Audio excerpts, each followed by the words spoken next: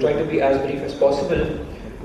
This particular guidance document was actually developed by Segment300 division based on the demand which came up from the medical colleges, microbiology department especially, on how to go about upgrading their labs and getting them accredited so that they can join the program to serve the patients for MDR TB management, diagnosis and management. This document was developed in the year 2008 and it is available on the website of tbcindia.org. Many medical colleges have downloaded that and utilized this particular document very effectively, and they have reached the stage of getting accredited and have started providing services to the patients along with the state TB cells in many of the states.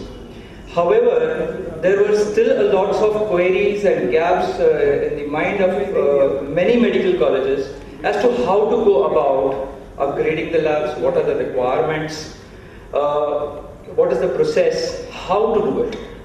So this guidance document, we thought that we'll take it to all the zonal task force this year so that we can interact directly with the medical colleges, and that's one of the advantages that we are taking for inviting the microbiology departments in this particular year to these zonal task force workshops, so that we can share these guidelines and maybe put a step forward on behalf of CGD to assist the medical colleges to take up this task of upgrading their labs.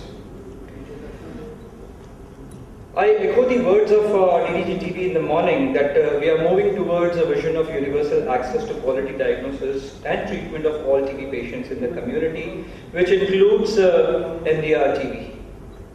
And by 2015, the program is now setting a target. I'll come specifically to the target for MDR TB, that is the initial screening of all smear positive TB patients for drug-resistant TB.